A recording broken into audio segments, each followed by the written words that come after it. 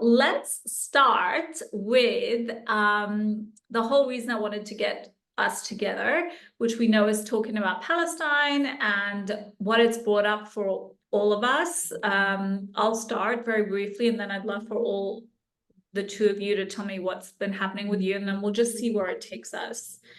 So for me, I have to say, hand on heart, until October the 7th, I think I know that my entire worldview about what was happening in really the whole of the Middle East has been, and I use this word so intentionally, totally whitewashed. Because even though I'm brown and I have very mixed heritage, I've kind of always grown up in a very Western paradigm. And I didn't realize how I had been so, I guess, ignorant about the Middle East and what has been happening in the Middle East and the intricacies of it. And I was jumping on the bandwagon of seeing a lot of the fundamentalist, even resistance movements as terrorism, because that's literally what I'd been brainwashed with. And I remember in the beginning, I was like condemning Hamas. Like, do you condemn Hamas? Yeah, I condemn Hamas. And it was horrible what they did, right? But now, if someone asked me, do you condemn Hamas now? I don't think I'd be able to say that. And that's how much I've changed. Do I believe that there were innocent people that got killed? 100%. Is that terrible on both sides? 100%. But given the carnage that's happened since October the 7th, I myself can no longer really see them as a terrorist group. I actually see them as freedom fighters now. So that's been one huge thing that would probably trigger anyone who hears it. And I actually don't care. So, I also lost a lot of close friends through this, through my stance with kind of, in the beginning, supporting innocent Israelis who have been killed, and I still support that. But just the backlash and the total asymmetry of, and this entitlement to be the victims, when clearly 30,000 Palestinians, 70% of which are women and kids, have been blown to smithereens the past 4 months, and people are still haven't changed their dialogue. So I just like for you guys to share with me how October 7th, if it changed anything for you, and how your relationship to what's happening in the Middle East, how it's changed, if it's changed, and actually when it began. Because for a lot of you, like Dina, you're indigenous to this, so your firsthand experience of, I guess, ethnic cleansing. Yes. So Dina, let's hear from you. Yeah, where do I start? There's so much to share. I will start with like the first thing is, even a gathering like this is so new that it never happened before in my life. I've never been invited into conversations with people who are like, you're into healing, both of you, you're into this wellness, coaching, spirituality industry. I've never been invited anywhere to speak about this because nobody knew about it. So from my perspective, since October 7, I knew everything because I lived on the land. I was born and raised in Palestine, inside the apartheid walls. And what has shifted is this movement and awakening that I never saw it coming. I never expected this number of people in the world to wake up. I never thought people would see what I was seeing, like literally what we're seeing. And it was bittersweet because it's the most brutal genocide we have ever seen in our life, even as Palestinians. The pain of it has been unbearable, more than even my own personal traumas, more than, like, I could compare it to losing my husband of 13 years, love relationship times 10 or 100, like, because there's helplessness in it. There's you can't like surrender to destiny in this situation. It's not like God took that person and that's it. And you just process your own grief. And so there's this bittersweetness of this brutality and at the same time massive awakening that liberates, that we've never seen it happen ever before. And so we're witnessing duality amplified right now, I believe. When October 7 happened, all of us like looked at each other, Palestinians, like we know what's coming next. We're gonna be silently slaughtered, and probably no one's gonna hear about it. If they hear, they will just skip the channel. They'll think these terrorists are always just fighting and nobody knows why. And on Western media, of course, it's owned and run by Zionists and the same people who are committing atrocities in the world in different places, not only Palestine.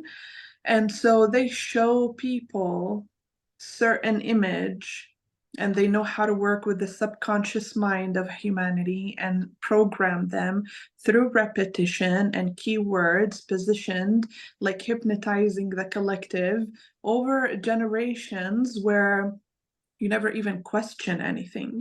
And so we knew when October 7 happened, like even if people saw what's ingrained inside them that allows them to skip everything we share, our screams, our posts, is because the thought is ingrained that they're Muslims, they're terrorists. So they saw Palestinians as only Muslims. They didn't know we had Christians, spirituals, atheists. They didn't know there's a story beyond religion there. And we saw that's what we were afraid of when everything happened, is they only show on Western media images of like people leaving Al-Aqsa Mosque as if that's it. The image is just centered around religion because they want to make it into a religious fight, but they never show you anything else. No one knows we have bars and parties inside the apartheid walls and many different religions and diversity, and that the cause is not even about religion. And so that's where your question was about the shift, how you shifted, you awakened, and we shifted too. I'm not the same person even as a Palestinian that I used to be before. This is the first time that a part of me honestly has been liberated. I feel seen, I feel heard, and it's so I have chills even talking about it. It is so beautiful, and I allow myself to like hold this beautiful feeling at the same time while I bear witness to all the pain and suffering and brutality. And I shifted because even us, like, last thing I'll share, and I would love to let Christina also speak, is even us as Palestinians who are living in the diaspora and abroad, we like still like spoke on Palestine, but not in this magnitude because no one was hearing. And so I did have my brand, but I spoke only to like Palestinians, did some art. We kind of moved on even into a capitalistic world to survive because we have to.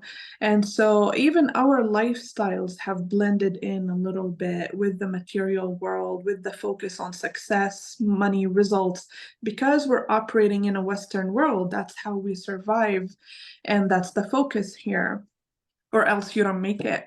And so Gaza and what happened recently, the witnessing it, the mass starvation, seeing how money doesn't matter in Gaza right now so much, how you could lose everything in the blink of an eye, and how food, how precious it is.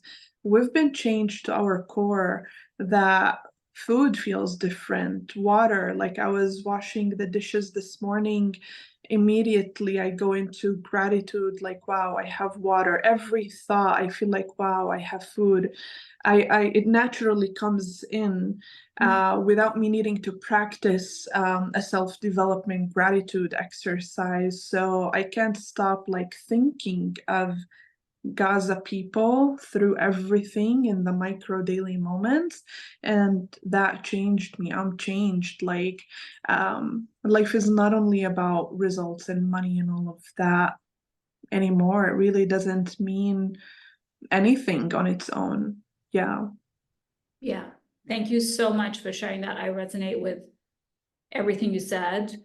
And I'd love to hear, Christina, your experience, where your journey started, how you got involved in like this cause. I know it was before October 7th, so I'm the baby in the group. But I also know that you're a practicing Muslim, so I'd love to hear as well about that and how all of this comes together for you. Hi, ladies. Thanks so much for having us, Simran. I love this conversation. And Dina, I appreciate everything that you shared. And like Simran, I resonated with every single word. Um, so my journey, I'll give you a little bit of a background about me that might help. So I come from a mixed heritage. We're part white European, but also part indigenous to Latin and Central America. And so my ancestors also went through genocide and ethnic cleansing and forced colonization. And part of my healing work that I do professionally and personally is on ancestral trauma. And through doing this work, I guess I started to become more awake and aware of how ancestral trauma affects not only myself, but all of us, and how it perpetuates systems of oppression. And just rewinding a little bit, I grew up between the US and Europe. And one of the places I lived in Europe was the island of Cyprus, which is actually in the Levant. And Cyprus is like a 45-minute flight away from Palestine. It's very close. And I went to the American International School there. There's very few Americans in that school. Most of my friends were Arab. Some were Palestinian, some were North African, and then scattered through other parts of the Middle East. And I was the only person in my group of friends that was not Arab or North African. So my introduction to the cultures from the Middle East and North Africa was nothing but like beauty, and just being welcomed into all of my friends' homes. They're the most generous, loving people. I actually spent more time at my best friend's house growing up, who was Moroccan, than I spent with my own family, because frankly, I liked her family more. And I liked the way they treated me better. And so I just had a very different understanding of the culture. And this is already, we had been experiencing dehumanization in media, TV, news, and movies prior. This is like, the late 90s. But, September the 11th hadn't happened yet, so it wasn't so in your face. But, I decided to convert to Islam when I was either 14 or 15 years old. And it was just because the sound of the adhan, the call to prayer, just the first time I heard it brought tears to my eyes, and it moved me really deeply. And, practicing Ramadan with my best friend and her family growing up just felt so beautiful and cleansing. And I just felt with Islam that it was a coming home to myself. I was born Christian, raised Christian, went to Bible study. I love all religions equally. I believe it's all oneness in the end. It's just different languages of God and what we resonate with and what language speaks to us most deeply and moves our heart. And I always had a lot of questions and reservations about Christianity, things that I didn't agree with. Like I understood that Jesus was important and was a prophet, but I didn't believe he was the Son of God. So there were certain fundamental differences I had with Christianity. And the irony is that my name's Christina. Other than the name Jesus, it's the second most Christian name that one can have. And I love Jesus. He's amazing. But in Islam, he's Prophet Isa, and he's a very important prophet, right? So I resonated with that. And I just the culture of Islam too. There is a culture around religions. I loved it. And it just felt so beautiful, all the rituals. So my journey with Islam's been complicated because shortly after, right around 9/11 is when I moved to the US. And I was in a boarding school with mostly Jewish people. And it was definitely not accepted that I was Muslim or that I had my Quran out or my prayer rug out. So I definitely went through a period where I didn't practice and I just kept the belief in my heart. And, my journey with Palestine and becoming an advocate for it started around that same time, just before September 11th. I was in Cyprus and I was with one of my friends and her mom, and she said, oh, well, we have to leave. We were running errands. She's like, we have to leave because we're going to the protest. And I was like, what protest? She said, we're going to protest what's happening between Israel and Palestine. I said, what are you talking about? And her mom shared it with me. And I said, oh, I'm going 100%. And so I was the only American in that protest. My friend's mom was carrying an olive branch, very common olive trees in Cyprus. And she was just, speaking of peace and how important human rights were, etc. And she was wearing a hijab. And so a reporter came up to her and started interviewing her with a camera, with a mic, the whole thing. And I was standing next to her because my friend was mortified. She's like, oh my God, Mom, why are you talking to these reporters? This is embarrassing. So she shied away, but I went up next to her mom to support her. And then they turned the camera and the mic to me. And this protest was in front of the US Embassy, which is where my father worked. So me being there as a diplomat's daughter was very much frowned upon. But I didn't care. I did it anyway. And so that started my whole journey into understanding and learning about Palestine. And throughout the years, that's grown in depth and intensity through independent research. At this point, too, like I have to say, most of my friends are Palestinian. If they're not born in Palestine, they have Palestinian ancestry, at least one grandparent.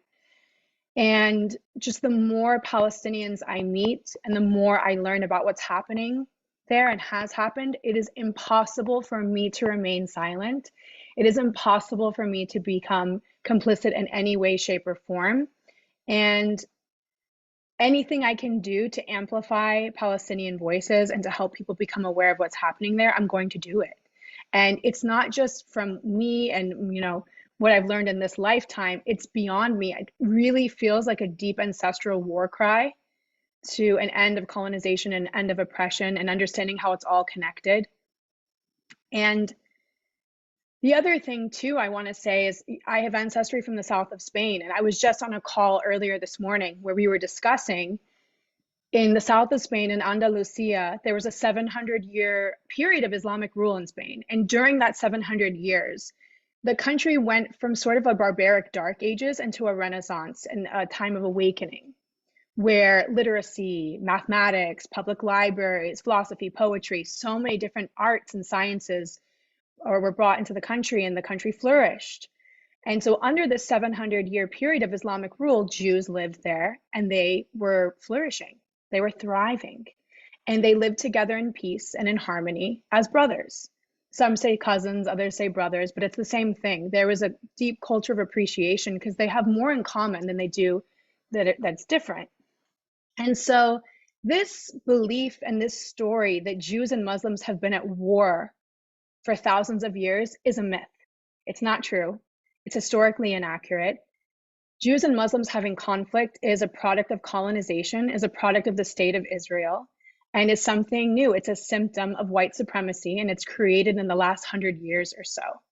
And so I feel it's really interesting now because you're having so many Jews waking up and speaking out against genocide and being vocally pro-Palestinian, which for me is a first. I only knew maybe a handful, not even personally. I just knew of a handful of Jews that were speaking out against this prior to the 7th of October. So to see how many are speaking up now and are also citing their ancestral trauma as a direct reason why they will not allow this to happen again in their lifetime because of what their ancestors experienced, for me, is such a beacon of hope and so incredible and requires so much bravery. And it's really putting everything into perspective. Like Dina was saying, there's that hermetic law of polarity that everything has an opposite, everything is dualistic in nature. But if we just keep in mind that with this hermetic law of polarity, everything is always in balance. As dark as it goes, as light as it goes, as evil as it goes, as good as it's going to go, and beautiful, right? And I really do see that happening. Sometimes it's really hard to see and feel and appreciate the beauty and the light, because sometimes what's so difficult and scary and harmful and just evil is much louder, right? And it also is damaging to us. It's so toxic and heavy. But at the same time, there is this huge mass awakening. I believe it's going to be the biggest one we'll see in our lifetimes. And just seeing the amount of people that are galvanizing and are unifying and coming together from all walks of life, over this issue for me is one of the most inspiring things. To be walking alongside Jewish people at protests and marches is something so incredible. And I think it really speaks to what's happening with us collectively, which is a liberation, is a pulling back of the veil, and is this sense of disillusionment. And everyone hears the word disillusionment, they think it's negative. I think it's positive because it means removing the illusion and coming to the truth, revealing the reality. And I think that's where we're at. And sometimes things have to get worse before they get better.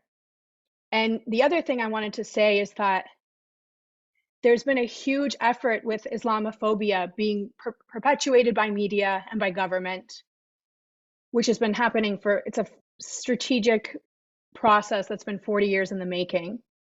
But what I've been seeing since the 7th of October is a reversal of that. I've never seen more people taking their Shahada, which is converting to Islam. There's so many Westerners that are ordering Qurans and asking me, like, which version of the Quran should I get? Which translation do you recommend? And can you tell me about your journey with it? This is unheard of before, not in this like mass numbers. And there just seems to be an energy shifting.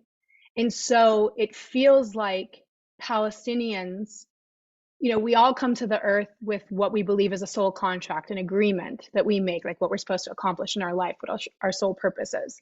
And for me, it's like Palestinians came to earth knowing they were going to essentially endure hell on earth and essentially be more or less like a sacrificial lamb. But it was with the intention of awakening the masses and helping be like this catalyst, this force to shift things and to change things. And that's exactly what they're doing. And the reason we have so many people being suddenly interested in Islam is because of how graceful and faith-filled Palestinians are when they've lost absolutely everything, every relative, their home, their dignity, their respect. Like over and over again, you see them drop onto the floor in what we call sujud, which is in prostration, where they're saying, thank God, God is the greatest. And at least my family's with God, they're not suffering anymore. We don't have this level of faith in the West. This doesn't exist in Christianity generally. This is unheard of. But it's something in it is really inspiring. It's like we want what they have because no matter what happens to them, they know that there's a greater plan to it. And they know that there's a purpose. And they know that even if they die and leave this earth, they're going somewhere better. And that, for me, even witnessing Palestinians, like, it has made me realize how much I have to work on my levels of faith and how much I need to be grateful for. And like Dina was saying, how she feels grateful about, you know, food and water. It's exactly that. It's shifted from like this practice of like, I need to be grateful to feeling embodied in the gratitude, to feeling like it's part of you. And it's not even a choice. It's not something conscious. Like now it's just, I'm grateful that I'm alive in essence. And so I feel like Palestinians, for me, there's a teaching in Islam that those who die as martyrs, when they pass and they go to the spiritual realm to Jannah, that they are ranking with the saints. They have this really high ranking. And really, when I observe how they speak in interviews and just their general demeanor, like I already can see that saintlyhood in the now, and just allowing that to move me and inspire me about how I can start to treat everyone I encounter as if they are a saint, and how I can start to be more like Palestinians and not be such a spoiled, arrogant, ungrateful little brat that I can be sometimes, you know?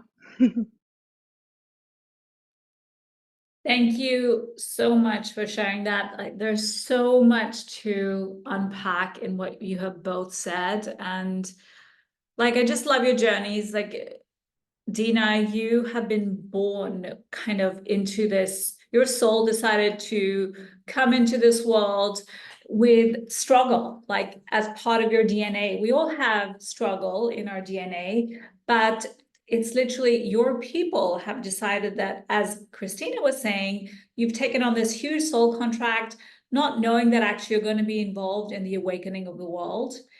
And through your pain and suffering and the things that you've been through, and especially you, Dina, how you're alchemizing that literally daily when I watch you, when you're sharing and you're telling your story and you're selling your merchandise. I really feel, especially since October 7th, because I told you, I like Dina came onto the scene for me, even though I'd known you before. Suddenly, I just started to honestly get magnetized to you. And I think this is, since then, I've maybe followed 200 Palestinian people on my account, which were in a way invisible to me before. So for me, you have you're the person that represents for me my foray into actually understanding what the world is like. And this is why I believe, and you were both saying this, that Palestine is helping us awaken the world. Because before that, I knew about rabbit holes and conspiracy theories, which are actually not conspiracy theories, they're truths.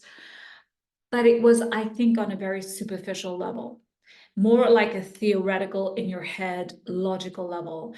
And since October the 7th, it's become visceral. It's become so felt. It's, in a way, it's totally blown my nervous system out in ways that I couldn't even imagine, triggering kind of deep grief that is mine and is not even mine. So it's a collective grief that I didn't even know I could feel it to that depth.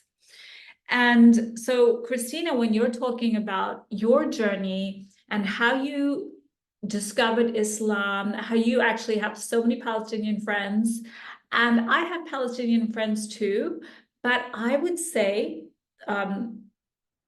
they're few and far between, not because I don't want to have them, but just because I don't think I really understood what it meant to be Palestinian, because I have Palestinian friends that have grown up in Jordan, right? Because a lot of them have become Jordanian, they're part of the diaspora.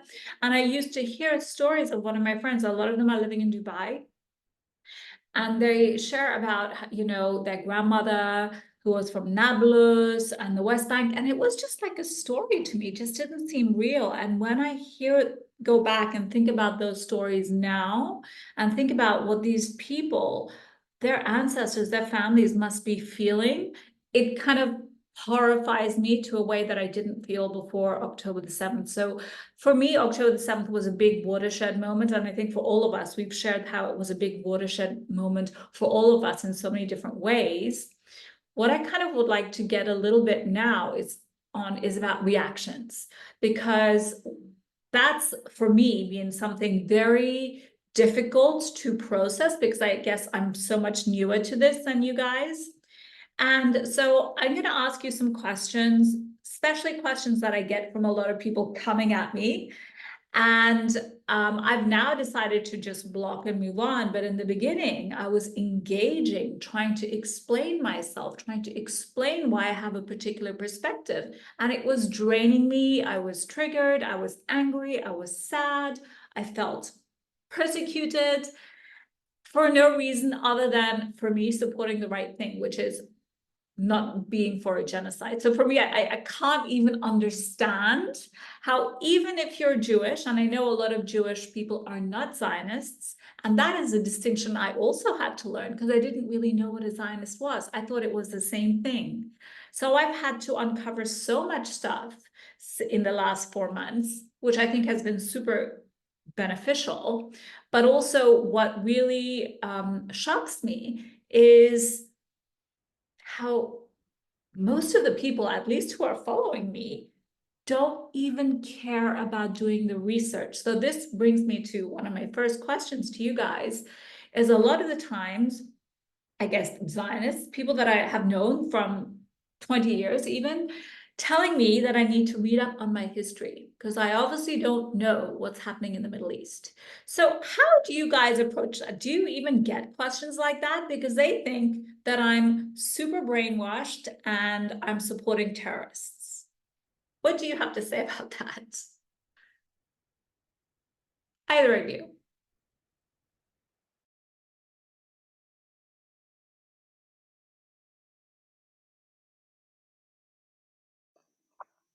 So I really want to hear what Dina has to say because I feel like she's more informed than I am.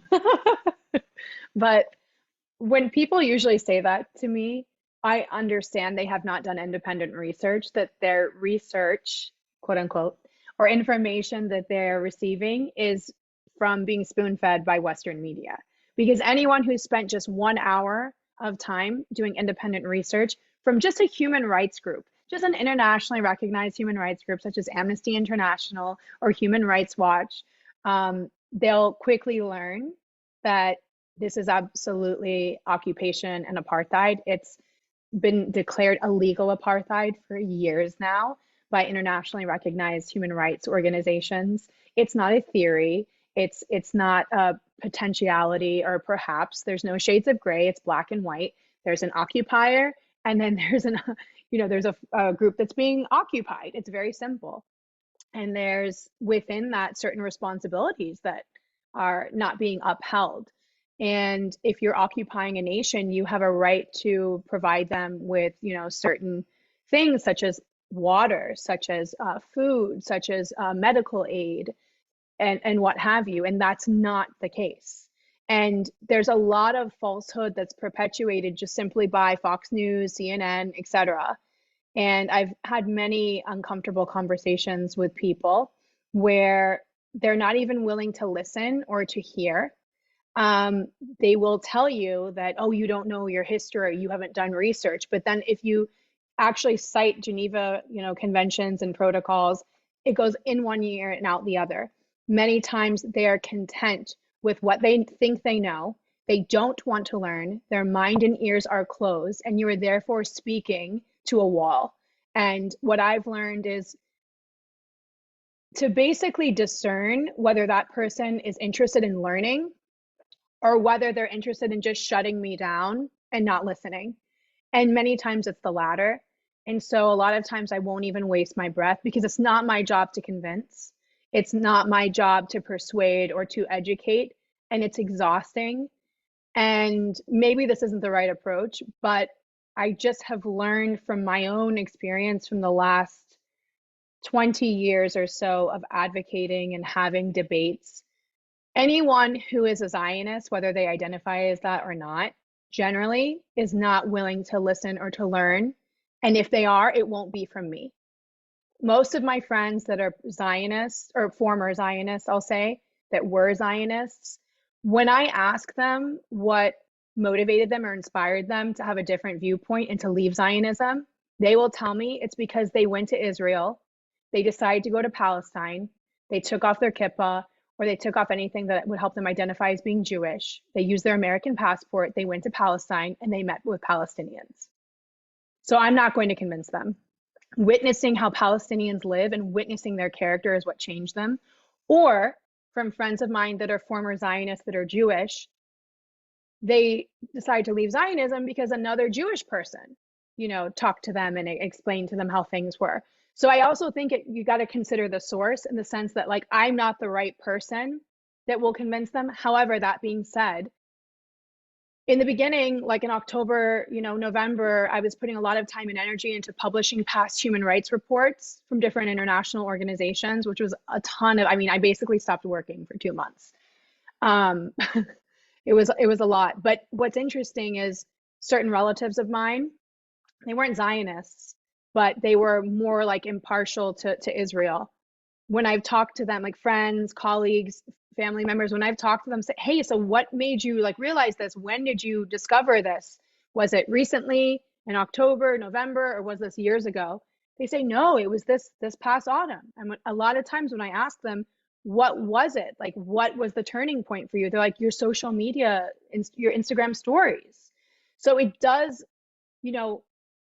help in some ways, but I won't go toe to toe in debates or arguments because I just feel like it's energetically draining. It never goes anywhere. And the person isn't usually open if they're going to debate you. But I guess the interesting thing with social media is you put the data and the information out there, and whoever has a seed of doubt or is willing to be opening and learning is going to click through that and read through it. And the ones that are going to roll their eyes at me and think I'm, wrong or ignorant or whatever, fine, so be it. They'll X out of my stories. But I just feel that there's no point in trying to convince a Zionist, because they've already been indoctrinated to such a degree, and their level of consciousness isn't so that they're willing to awaken, usually. Because if they were, they'd come at it differently, or they would have done research on their own independently, if that makes sense.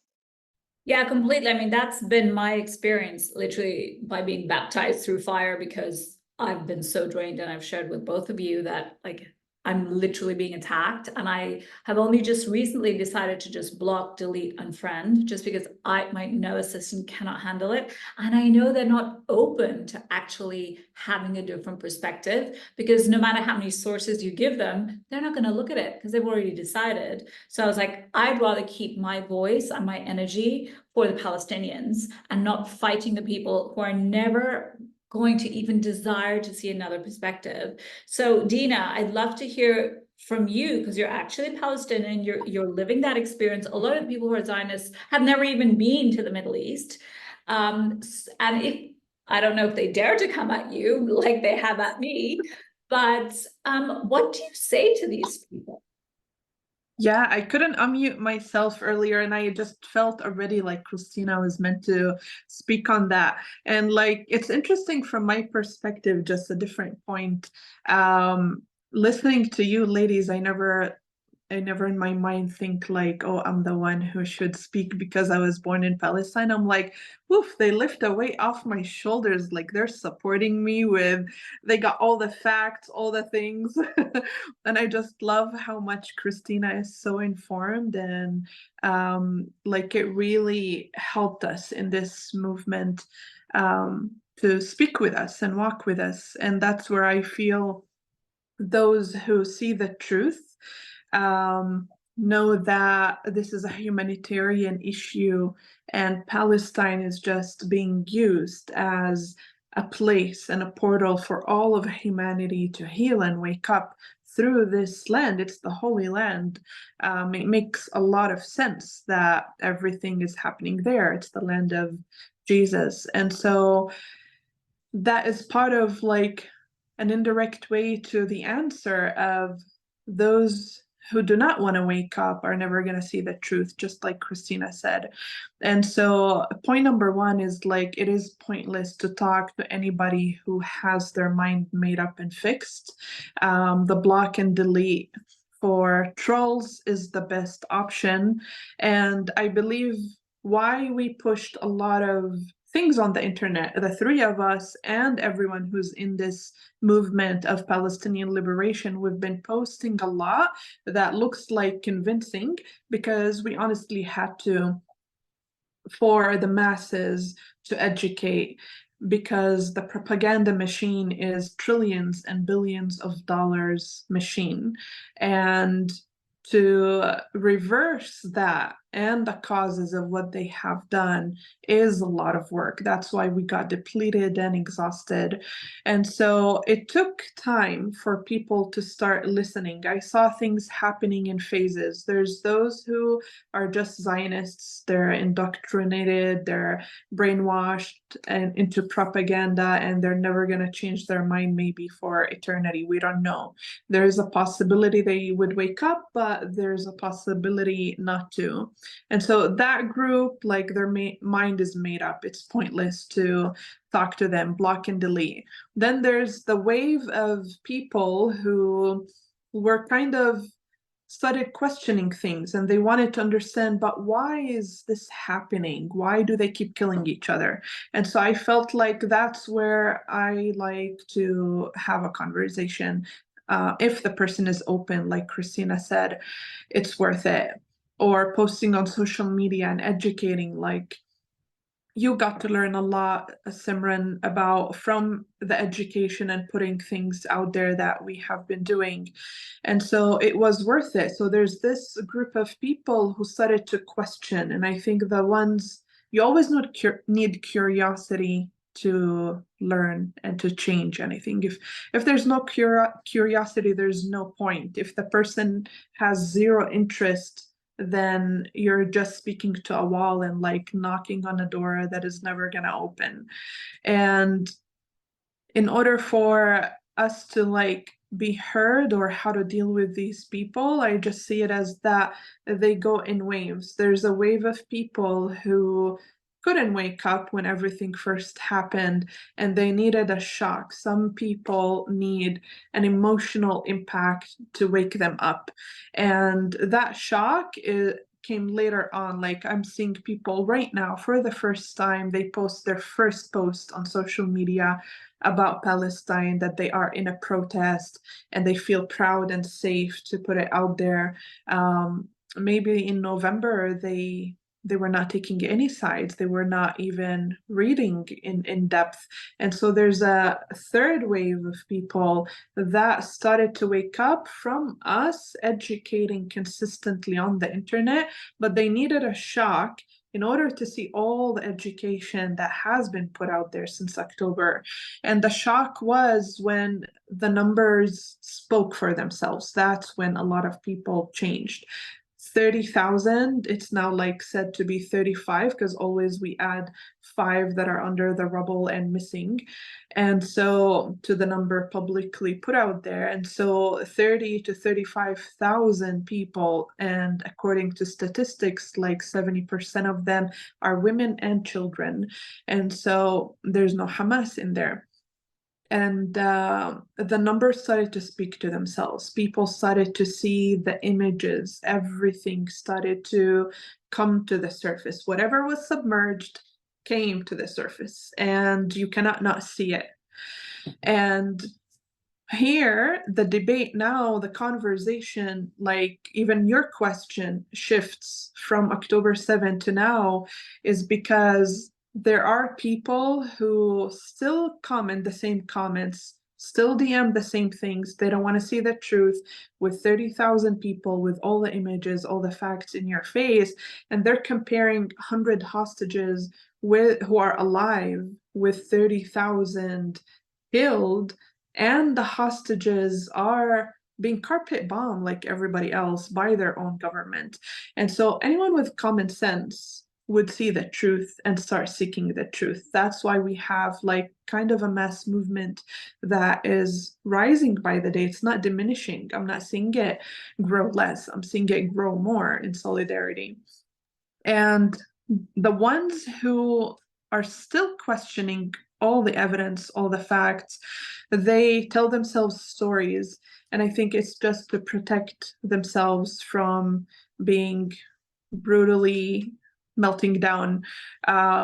If they face the truth, everything would fall down for them. Their whole life would crumble if they realize that it's true. So what they keep arguing about is that those images are AI generated, those are fake, these are Hamas news, and it's not true. But we know it's true. Even in the Palestinian Authority submitted the names from the sigil of the registered names of Palestinians, a whole sheet of names.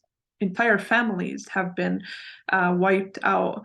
So it is facts, it is legally facts, and those who want to wake up, they will wake up. Those who don't won't right now. And they distort history. The last point I'll share is the propaganda is distortion to history. It worked to their advantage. I always think if you want to learn manipulative marketing, learn from Israel. They will teach you really well, and they're really good at it. And so I feel they're really good at psychology, human behavior. It's on a really highly advanced level of marketing. And so what they have been doing, they took advantage of the time on earth we were on. The Palestinian history came in times where there kind of were barely any cameras, videos to show anything. And so the last 75 years, they came and created their own marketing. They distorted things, they shifted it, they tied it to things like Judaism, and they used and manipulated certain aspects in order to create history for themselves. They took the hummus, they took our dance, they took a lot of things where if someone was to come and listen to both sides, they would think it's complicated because they're like, well, this side has hummus too and they dance, and this side does the same thing, and this side is Jewish and this side is that, and they think we're the same because how of all the manipulation and distortion. And so history was taken advantage of and manipulated because it was ancient times. We didn't have phones like right now. However, if you look at actual history, even in Europe, there are in libraries books that still say Palestine in them from ancient times. There are maps that had Palestine on them. We had passports before Israel that said Palestine. We have videos. There is so much out there, but they've done their best to cover it up and distort it where people don't know what's real and what's not.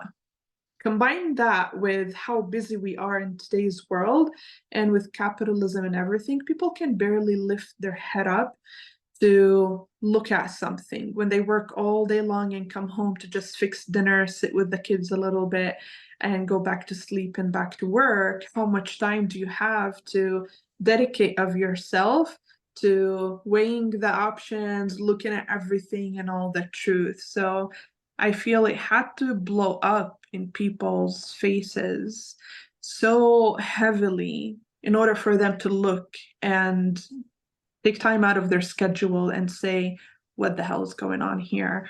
I want to learn the truth. Yeah. And I don't know if I answered you. If there's anything else still left, we can riff about No, it. you did. Like you brought up so much stuff, because that brings up a lot of other areas I want to explore a bit. And that's, I think, this distinction between Zionism and Judaism, because you both said in historical Palestine, in the ages, in the Holy Land, at the time of Christ, right? Jews, Muslims, Christians, the Abrahamic faiths, they all lived together. And literally, since the creation of, let's say, the Zionist movement, which was in the late 1850s, that's when the Zionists took Judaism and decided that they're going to piggyback off Judaism to be an expansionist, imperialist movement. And the Western powers, the United Kingdom mostly, but France, other European nations, and of course the United States, they jumped on the bandwagon because they're part of the same kin, and basically carved out historic Palestine because of their guilt of what happened to the Jews during the Holocaust.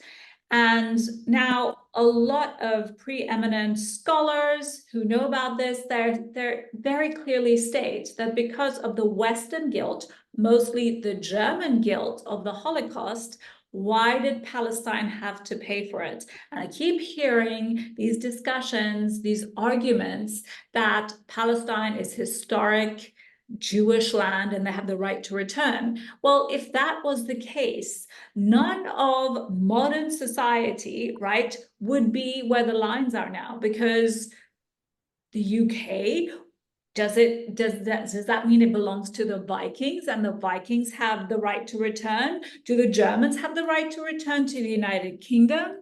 I mean, do Romans have the right to go back to what is now completely different land? So just this whole argument of we have the right to return, it blows my mind, because the whole of modern society, as most of the countries have signed up to, and the delineated borders of modern society, which Israel has agreed to, but never actually been enforced because they violated that so many times.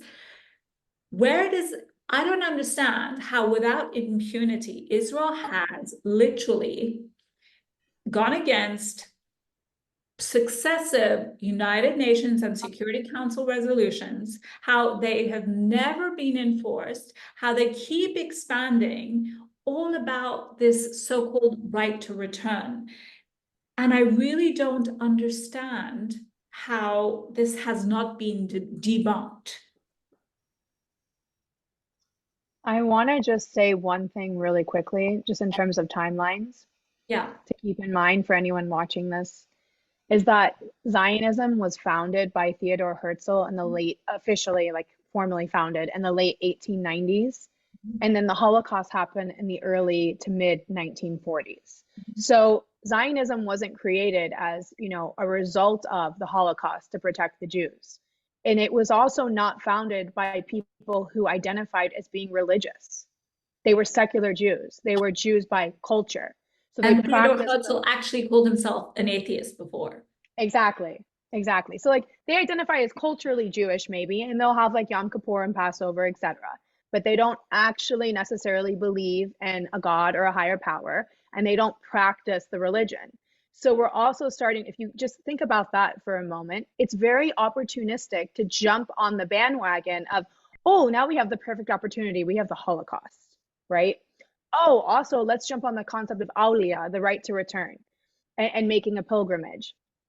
It's very manipulative, and they know exactly what they're doing. And there's this concept of a Zionist playbook, and it's why engaging with Zionists is so energetically draining and frustrating, because there's constant deflection, manipulation, red herrings, antagonistic behavior, and it's all with the intent to just completely distract you from the issue and the topic at hand in the end. And none of it makes sense. And it's absolutely enraging. And yes, like you said earlier, it's completely unsettling to your nervous system.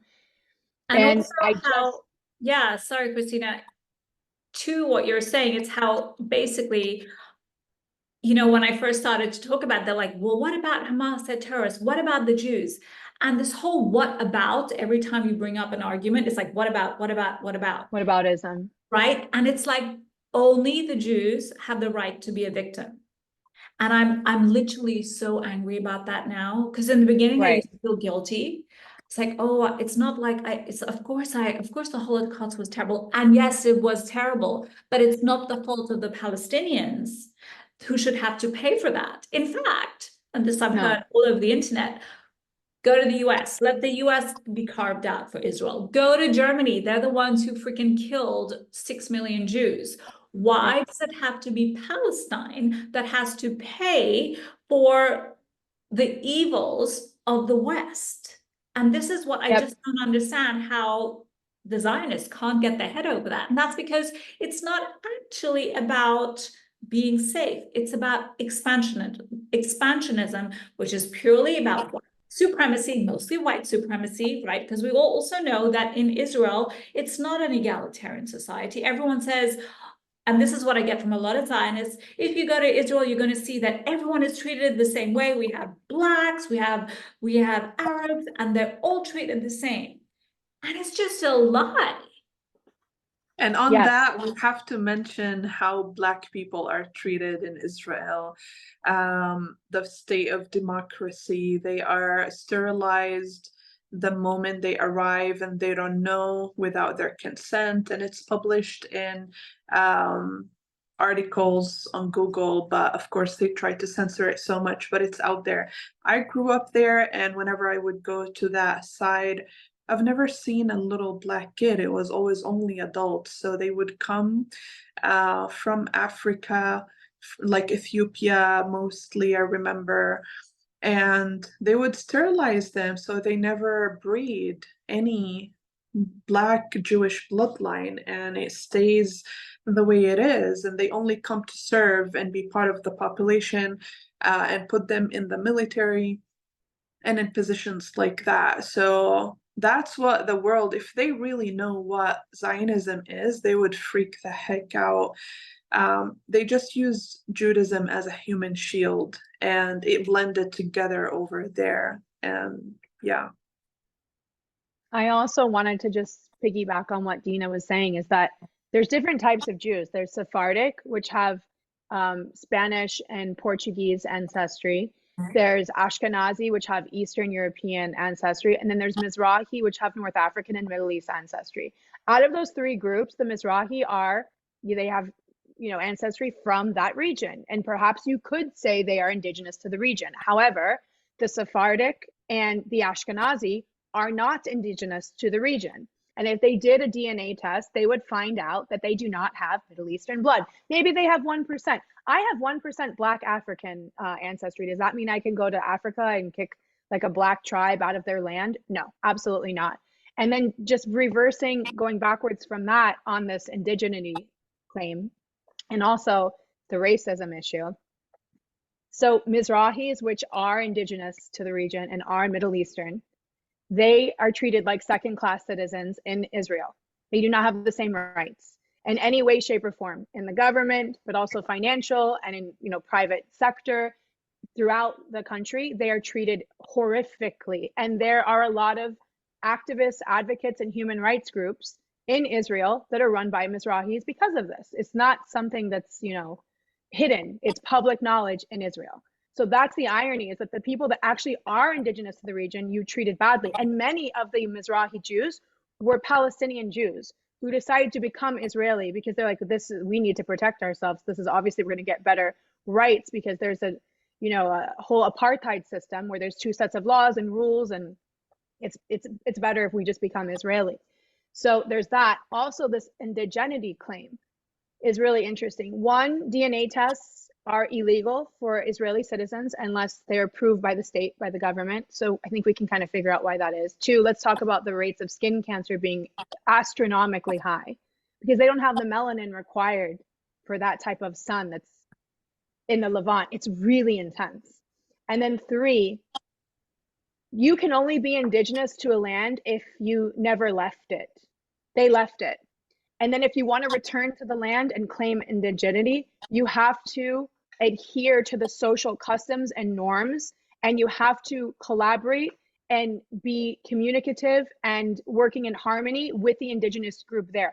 Otherwise, you forfeit any claim to indigeneity and you become a colonizer and a settler, which is not indigenous. So by any way, shape, or form, it is not okay that they're claiming that they're indigenous. It doesn't make sense. Anyone who studied indigenous law or indigenous as a concept and a term would immediately be able to debunk this. It's not, it's not complicated at all. It's very basic. But however, your average person doesn't actually know what most of these terms mean.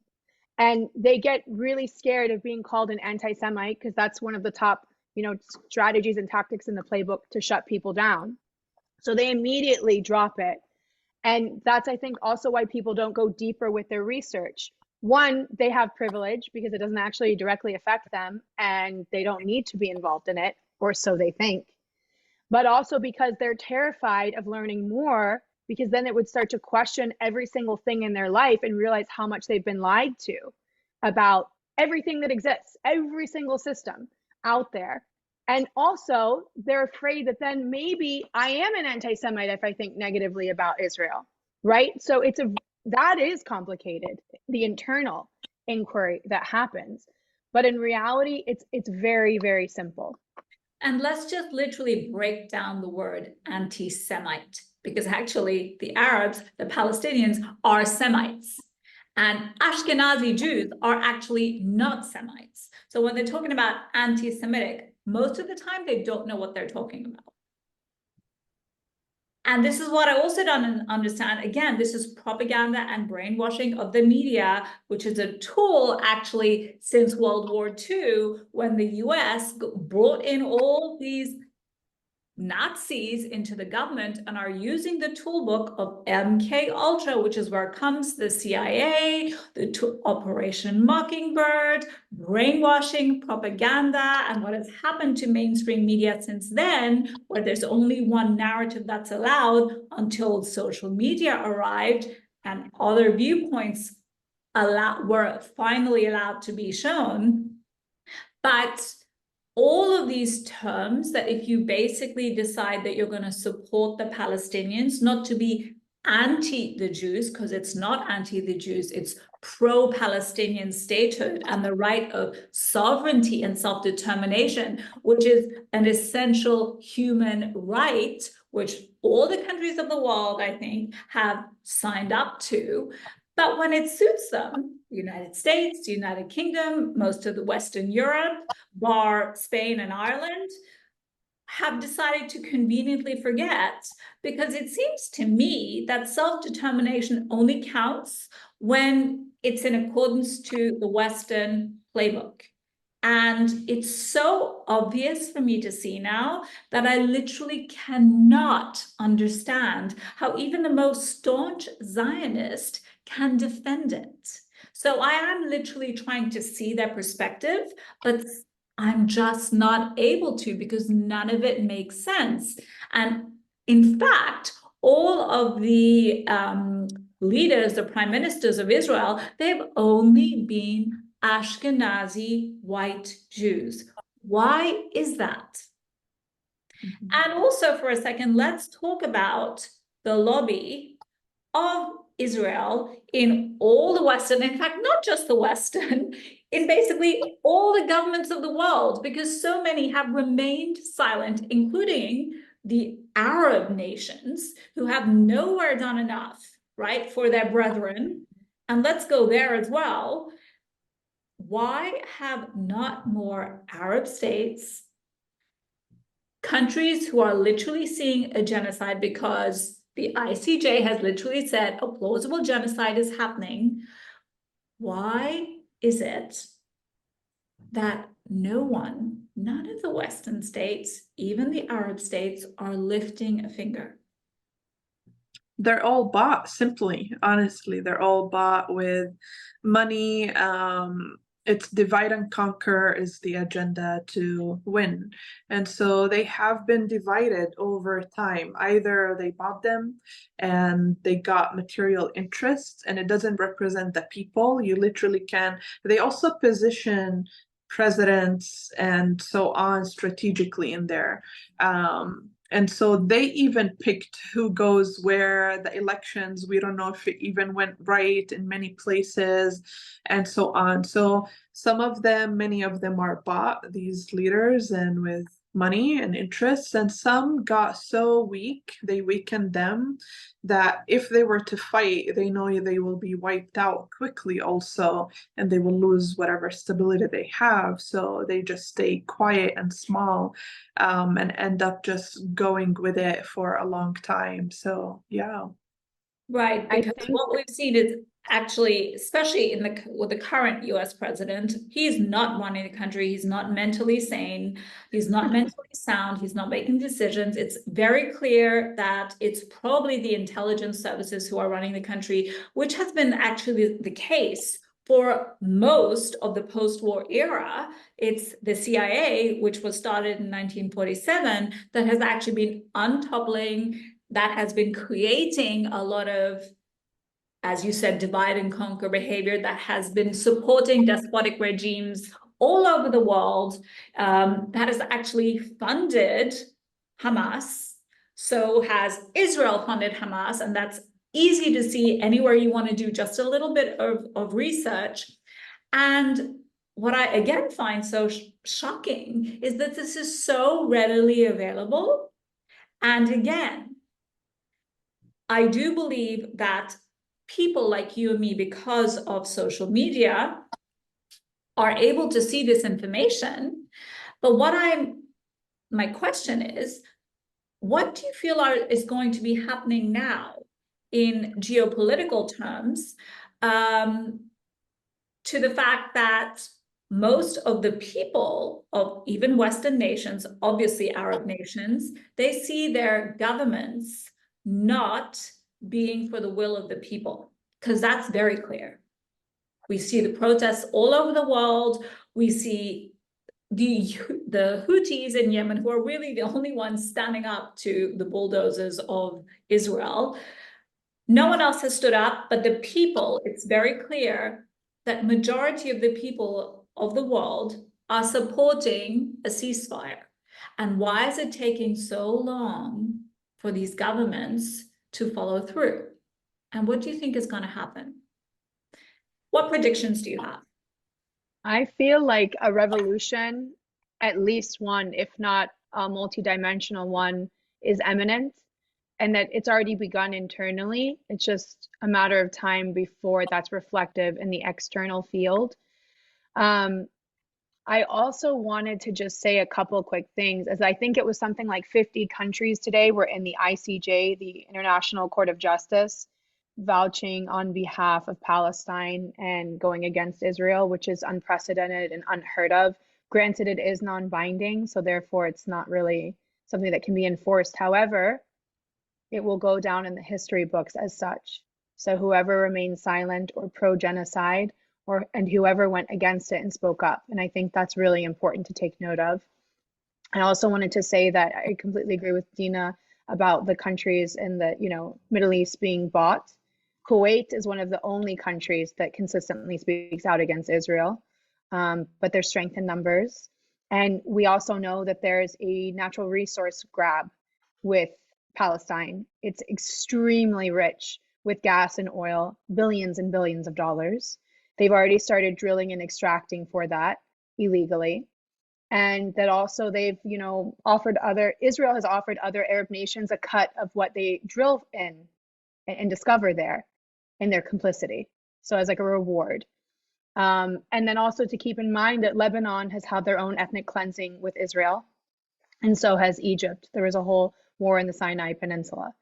So beyond the corruption and being bought out, beyond the power plays and dynamics that are going there, as well as the rush for natural resource extraction, there's also a history and a fear.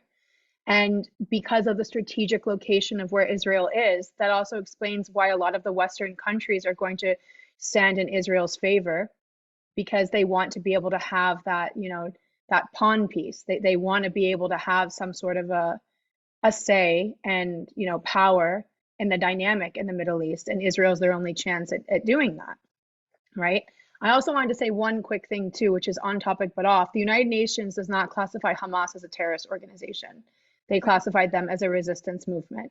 And I think I would hope we can trust and agree that the United Nations is a pretty verifiable and reputable resource, right? But yeah, back to your initial question, I just feel like there's a revolution that's going to take place. I think it's already started. I think it's going to happen in phases. I think that this is one of the main levels of the awakening, is us realizing, and it also started beyond this. It started before this. I think it really started in a mass way from 2020 with what happened with, the thing that shall not be named. Right? I think it started then with people realizing the governments do not have our best interest in mind. It is about controlling us. It is about dumbing us down. It is about suppression of our voices. And now this is just further exasperating it. I also think that Palestine is just the first of many other issues that potentially could occur before that revolution takes place. But it's all around this same theme of realizing that the governments are not acting on behalf of our best interest. And I also wanted to just share a quote. Nora Arakat gave a speech last week, which really resonated with me and spoke to me deeply. And I think it's important for everyone to really hear and to recognize and to understand as well, is that Palestine just representative of something much bigger at play. And this is what she said. She said, this is not just about us. We're just at the forefront. And if you sacrifice us, then everybody is at risk. Everybody. She said, it's what James Baldwin said to Angela Davis when she was imprisoned. If we say nothing when they come for you at night, then they will come for us in the morning. As we fight for our people and our survival and our freedom, we're fighting for everybody. And I think that that is what is so representative of here. It's not just about Palestine. It's not just about Muslims. It's not just about Arabs. It's not just about genocide. It's not just about ethnic cleansing.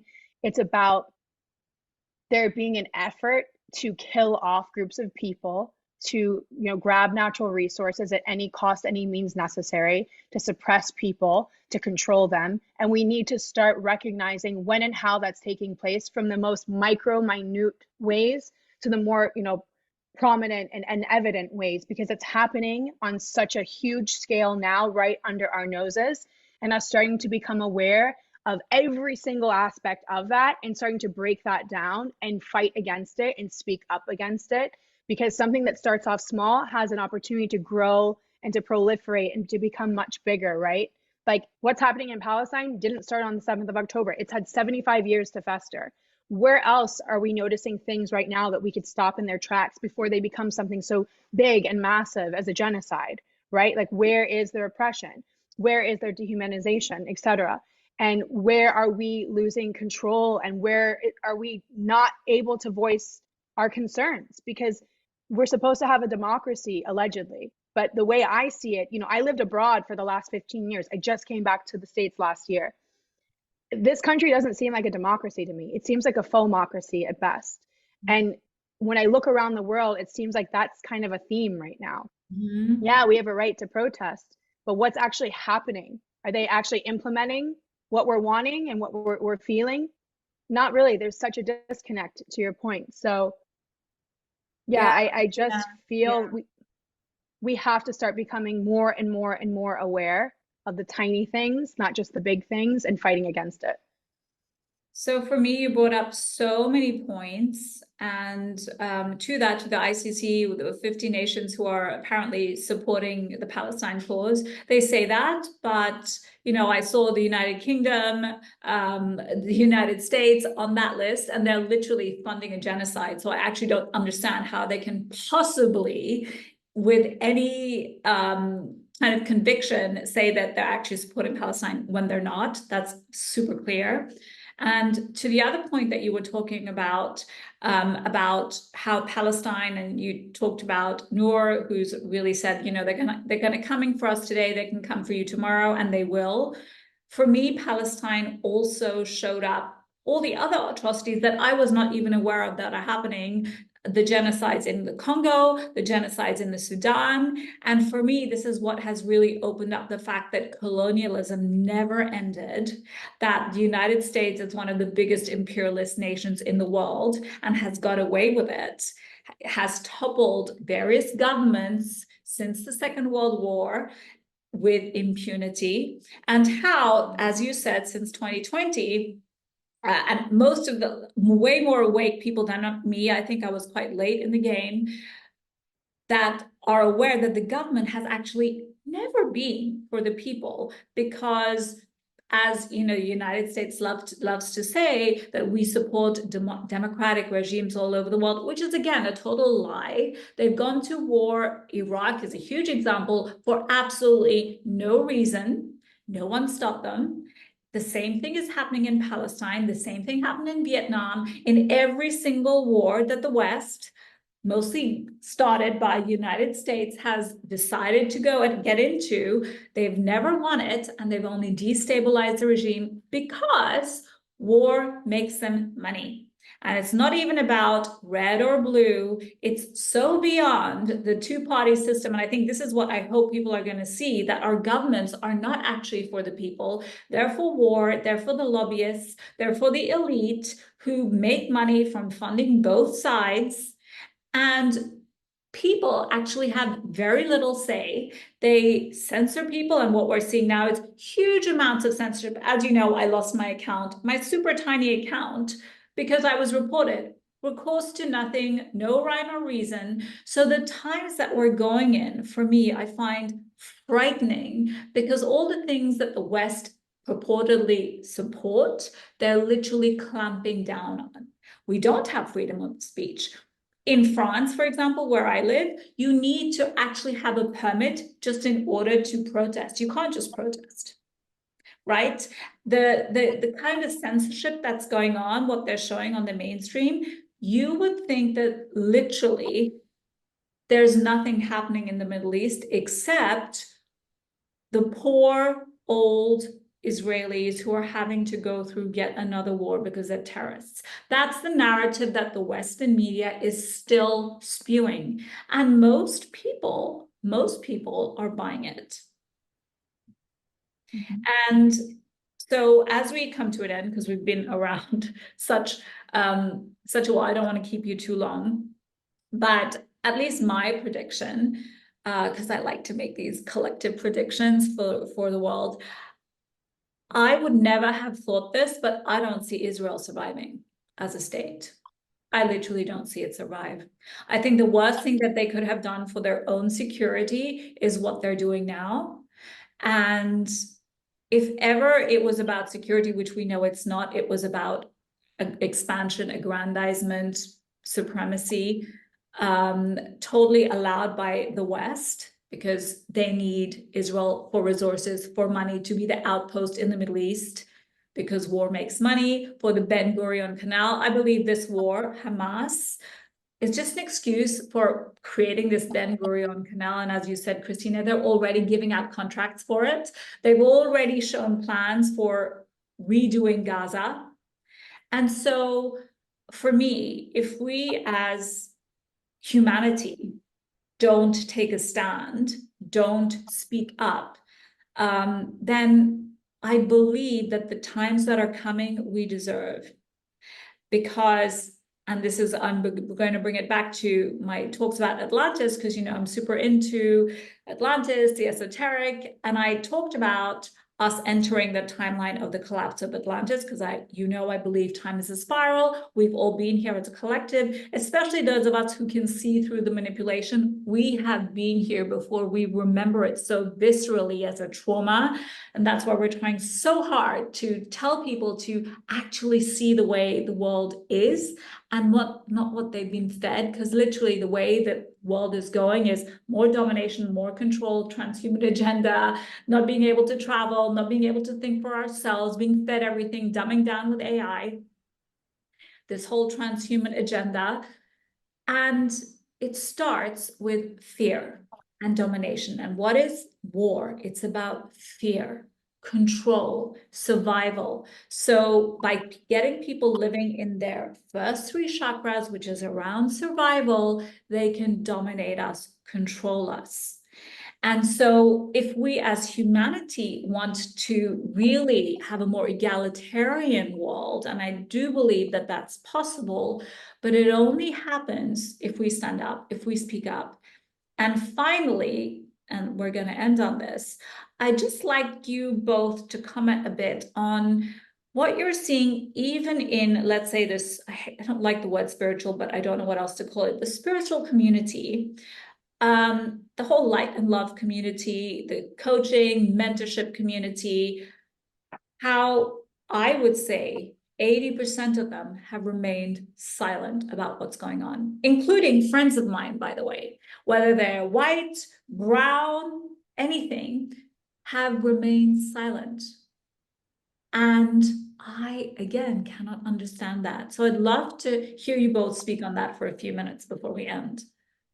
Yes, actually, that's what I wanted to share is I shared this meme on my page yesterday, and it says everyone is concerned with opening the third eye, but what people need is to open their two eyes so that they can see truth. And this is where like colonialism infiltrated the wellness industry, the therapy, Western therapy, the spirituality, healing, New Age things and manifestation to numb people, but to think that they're going somewhere, that, oh, I am on a 5D consciousness, I am beyond this world. Why? So they exit and they never stop what's happening. So they believe they're change makers, and many are. Of course, they change lives. I've had incredible coaches and mentors, and there's a good side to everything. There's an incredible side to the industry. That's why I'm part of it. I work in it.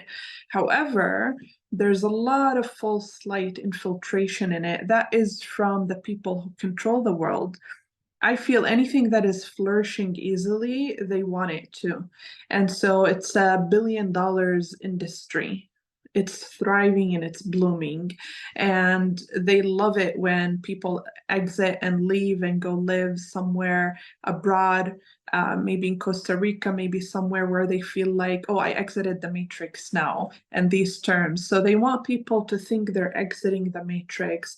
Yeah, you got it right. Oh, you quit your job. You're now like enlightened and on this higher timeline of higher consciousness, so that they feel that they're change makers and that they need to maintain it and maintain that vibe.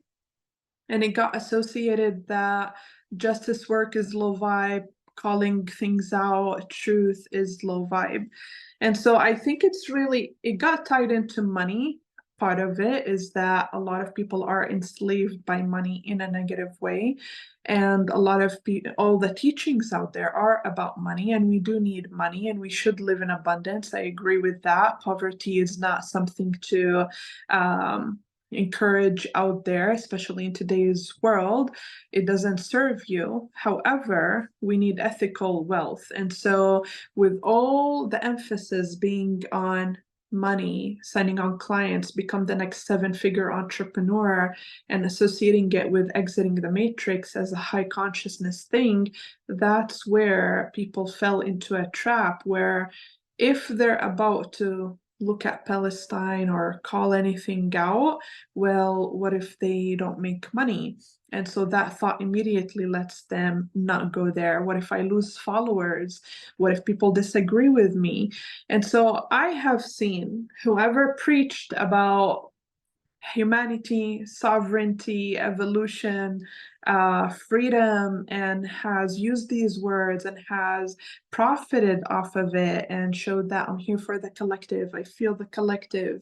We are all one, but is silent now. It shows their true embodiment. And so everything is blowing in our faces right now. Palestine is a mirror to the collective. It's showing everybody where we still carry shadows, where I carry shadows. It's showing all of us, and it's showing people where they're embodied and where they are not. And it's showing them where they're enslaved by money and not willing to even care. We're not asking you to turn your page, neglect your whole passion and dreams and turn your page into a news channel. You don't, it doesn't have to be that way, but this resistance of stay away from me. A lot of them are saying, stop pushing me into speaking, stop this and that. I don't want to speak on it. They're terrified. So their reaction has been shocking of how much they don't want anyone to call them in. We were saying in a Palestinian group yesterday of, I don't even want to push people or call them in to speak at this point because, ew, it's disgusting. It's like telling someone, hey, you gotta buy me flowers, go buy me flowers. I'm like, I don't want to receive flowers that way. If you don't care at this point and you're not seeing the truth and you don't feel for the 30,000 who got killed, I don't want your words of sympathy and solidarity. And so it showed the true colors of people, of this industry. A lot of things have been covered under glam and luxury, and people didn't really care about the collective. They don't care about humanity. The other thing I really want to share is how dangerous it is for humanity to let this go. It is so dangerous on so many levels. It is dangerous to our psyche individually. It is dangerous to our safety as humanity, as a collective. And people don't understand that they made people feel like, oh, that's just a war in another country. That statement is ingrained in people's minds. It has nothing to do with me. And so this separation and individualism is what's dangerous, because what they don't know is the people who are committing the genocide right now, they were behind a lot of things, like 2020, what we don't want to name. They own a lot of pharma companies. They own a lot of the food, the GMOs in our food. They own the news channels. They own a lot of things. They own you. The world you live in, this world that you live inside, they own it. And so they don't know if we let that go and you're silent now and you don't speak, even inside you, just wake yourself up. It's not about posting on social media. I want you to wake up. That's what I really want for people. And if they let this go, all hell's gonna break loose. It's gonna come at them and it's gonna bite them in another form. And that's what people don't know. We tried it already in 2020. We saw there's no democracy. You have no choice. And we're seeing in other things that some states don't give choice with other debates around abortion, no abortion, and so on. Just talking about democracy, regardless of what each person chooses. And that's when, what is our superpower in this lifetime? It's free will. And if free will is stripped from us and we have no choice, then we're controlled, we're oppressed. And so Western people are oppressed, but they don't know it. They're occupied, but they don't know it. And this is what's dangerous to our psyche. if you think you live in democracy, there's no democracy. I hate to break people's bubble, but how do you live in democracy when your government signs on your behalf just last week or so, 100 billion, imagine billion, not even million. What is that number? I can't wrap my head around it. 90 billion, I think it was, 95 exactly, $1 billion they approved to send to Israel, Ukraine, and Taiwan. I have to explore Taiwan, like why? There's so much to read about. And so they're sending it to control parts everywhere on your behalf. Did we agree on this? Am I on board with this? That is going on my behalf from taxes? No. And so that's where people think it's about Palestine and just another war, but they don't understand how enslaved and oppressed they are in Western world. You work to pay, I work as an entrepreneur to pay 30% of what I make for taxes. Why? I work so hard to like change a client's life, one client, and spend all this time and energy and hours with them, and then they send on my behalf my tax money somewhere else, or this $95 bill. If they have that much money, why should I, little individual, pay 30% taxes? Why should the employee who works their asses off with no maternity leave have their taxes sent that way? So That's why there's like, they can fund putting the sharp Yeah. thing in your arm, but they can't eradicate poverty. They can't give free healthcare that Israel has. They can't give free education. Yep. So everything that they're saying that actually they've provided for Israel, they're not giving to their own people. And on that case, when you're talking about Taiwan, that's obviously to fund another war against China, because China is now the big bad guy, right? Yep. Ukraine, which we don't even have time to get into because everyone was super fast to condemn Russia and send money to Ukraine. But oh, no. If that's happening to Palestinians, no ceasefire. And about spirituals, they are saying right now, don't pick a side. Right. And if you are loving, you expand your compassion to even an Israeli soldier, have compassion for him, a leader said the other day. And she's been silent for months. And then when she spit a gem out, and it was, we need compassion for this Israeli soldier, friend of mine. Poor thing, he went to a genocide zone and killed 30,000 people. And then he couldn't even speak about it. Well, I'm not surprised he couldn't speak because he was killing people, innocent people, right? And so don't pick a side, but they knew how to pick the side of Ukraine. That's just the point. And this is where I wanted to call out hypocrisy. And I'm, it seems like I'm bashing the West, but actually, for example, even India is supporting Israel and is sending workers to Israel. India, who has been colonized, right? Who's been colonized by the West, doesn't actually support the people who are having a genocide committed on them. A brown prime minister of the United Kingdom who is basically personally benefiting from the war. I do believe that given what's happening now in Rafah and given the urgency of what Israel has declared they're going to do in Rafah, I believe that's going to be a tipping point. And as I said, I don't believe, unfortunately, Israel is going to exist, but they brought this on themselves. And that's going to lead to a whole bunch of dominoes that you spoke about consciousness. And we think that we're free, but actually we're as oppressed and dominated as the people in Palestine, but we don't even know it. And if we don't stop it in Palestine, we know that it's going to come for us. So Palestine has become the symbol of, I would say, humanity's resistance to oppression, to the cabal, to the 1% who are literally sucking the resources. We are the slaves of the 1%. And if we think that we're free, we're living in a pipe dream. We're living in this hologram that they have created for us, pretending that we're free, pretending we're democracy, pretending that we have a say, pretending that we have elections that are free and fair. What does that even mean? And then The people at home who are paying taxes are starving, don't have an education, get kicked out of their own accounts, their own homes, are bankrupt. So we are coming, in my point, to this collective tipping point, and it's up to us to decide how difficult that's going to be.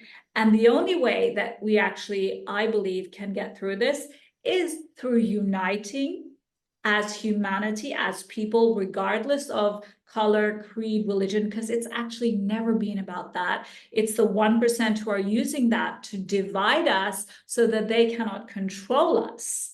And they're using fear and warmongering and viruses and vaccines and all kinds of stock market chaos and poverty consciousness to keep us, humanity, enslaved. And Palestine, for me, is giving us the opportunity through this pain, through this portal of pain, to finally lose the shackles and say, actually, not in our name.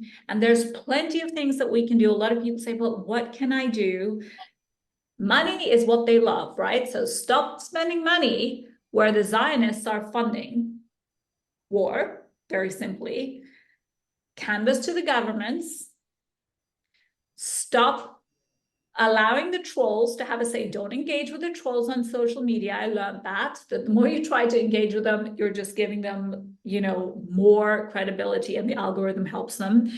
So there are many small ways that, as people, even if you're not going to post something on social media because you're too afraid, I don't know why. So all of those people who are speaking about authenticity, speaking up for yourself, not being invisible, sovereignty, literally, I'm laughing in their faces.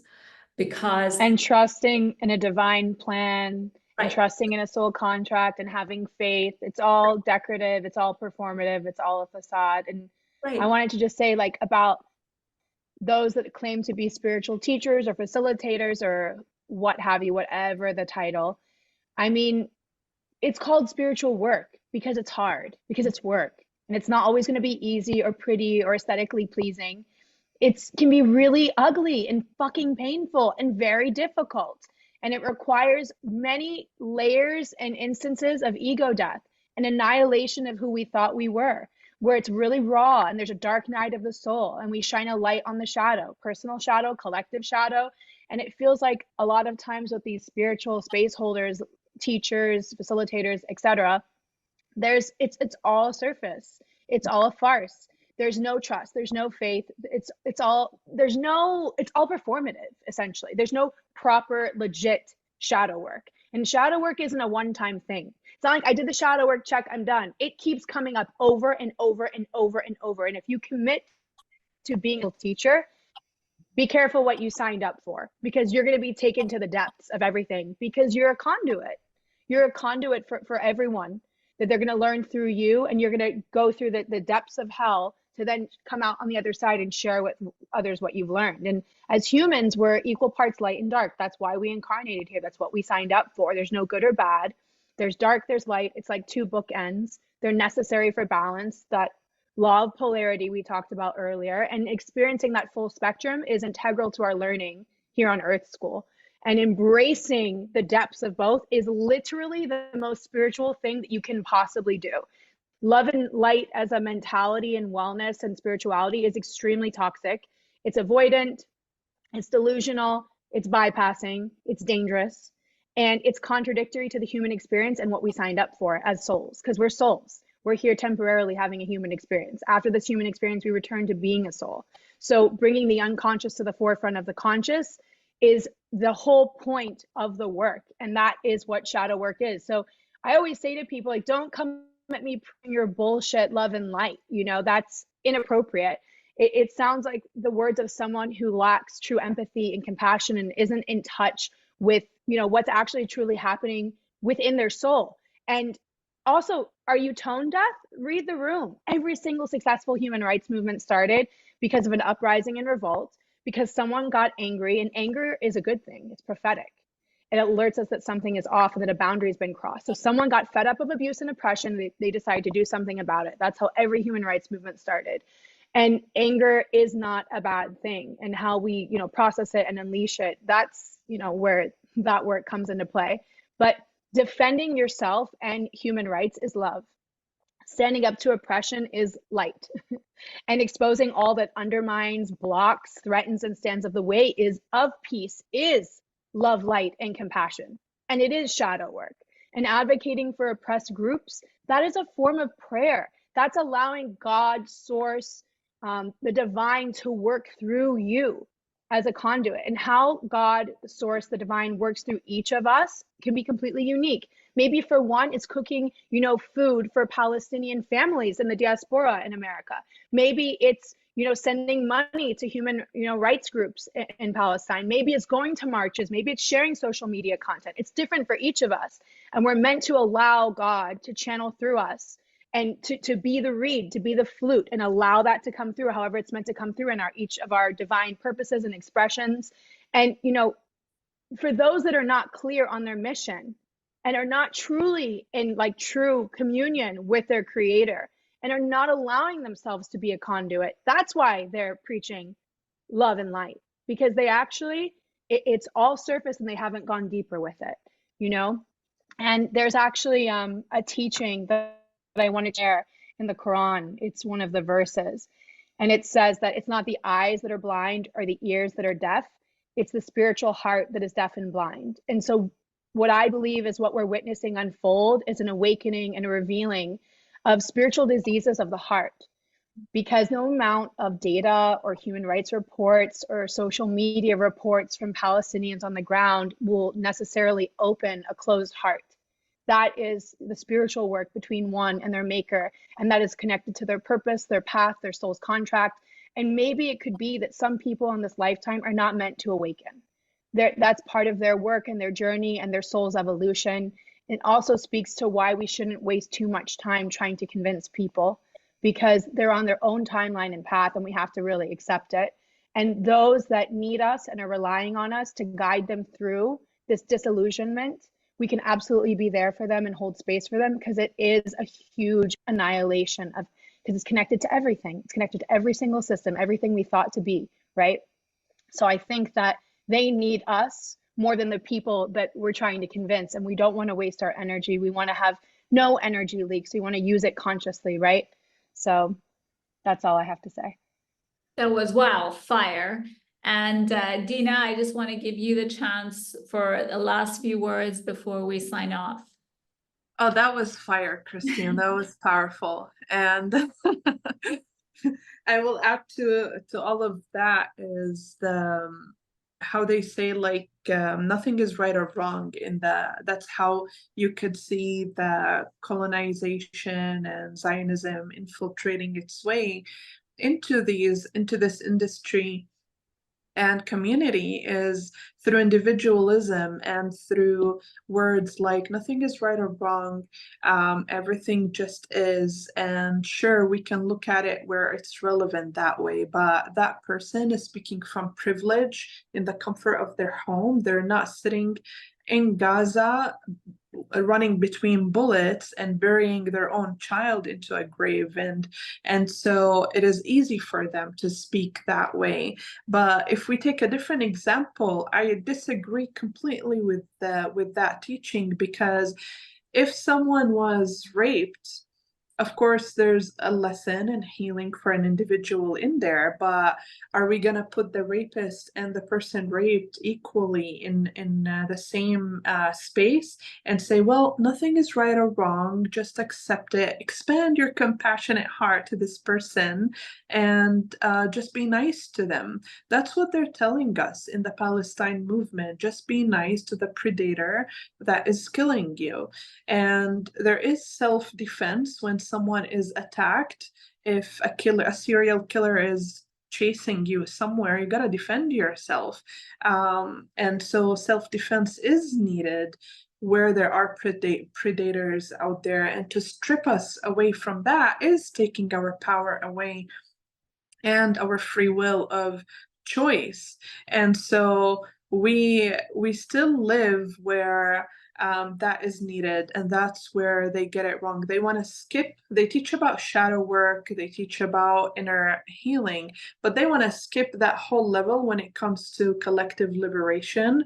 And they want people to just go straight to just make peace with the Israeli soldier while you're getting slaughtered. So while I might have, let's say, some people like me in the diaspora, they have 30 family members, their mom, their dad, their siblings, I know someone like that who lost his entire family. He lives here in DC where I am, and he used to work with my mom. And so it's that close. We know stories so close to home. Lost his whole family. There's nothing to call. They used to have a WhatsApp group or like a Telegram channel for the family group, and suddenly you see it's silent. The channel is silent. There's the people you used to chat with, they don't answer anymore. And so to lose 30 members like that, wiped out in a second, how do you want us, while in this moment, in this minute, we're slaughtered, they're bringing teachings in the spiritual community. I saw it yesterday of, if you expand your heart of compassion, you would look at the Israeli soldier. He's so innocent, someone said, with over 200,000 followers. And she was saying, I have an Israeli soldier friend and I feel for him, and he's devastated right now. And yeah, the Palestinian people are a poor people and I feel for them. But however, she's putting like a predator and a victim in the same equal positions, and made a second video saying nothing is right or wrong. We rise above duality. We don't play in duality. When you expand your consciousness, say that to someone who's right now had their whole family wiped out. And so that's where they're skipping reality. It is complete bypassing. This didn't end 100 years ago, where right now we could heal it and rise above it. It's happening. It's a genocide. And so it blows my mind that people are skipping the level we are in of the wound, and they want to go straight to peacemaking without addressing the wound, without addressing the shadow of we are in the wound. It didn't happen just 7 years ago where we can transcend it into peace. So you address the roots, you address the pain, you address the fresh wound, you tend to the oppressed right now, amplify their voices, bring them higher and louder and support them. This is not victimhood consciousness. This is being a victim in current moment. And so that's the difference of what I would like to bring. Our spirituality must be rooted in humanity. It must be in service to the collective. A lot of people think they have healed, like Christina was saying. They talked about the dark night of the soul. They're like, I went through 1,000,000 deaths and rebirths. I experienced all of that. I did my work. But what they don't know is they did it around their business and making money. And oh, if clients dropped, what would happen to your identity? And they're like, I have a death and rebirth around a launch failing. So it was regarding a launch failing. It was regarding a business. It was regarding being rejected online as a coach. It was not regarding the collective. That's what they're missing. And so you did the deaths and rebirths and the dark night of the soul, but not to your colonial shadow that is playing all the games right now. And you can't be of service to humanity or the collective with a colonial shadow, and speak from privilege, because all your teaching will apply only to privileged people who are 1% of this world. Your manifestations, everything is not going to apply to those that you cannot hear or see their screams, their cries, the context of their life, because of your colonial shadow is not going to allow you to hear them or serve them. So your service is circumstantial and limited. It's not really for the collective.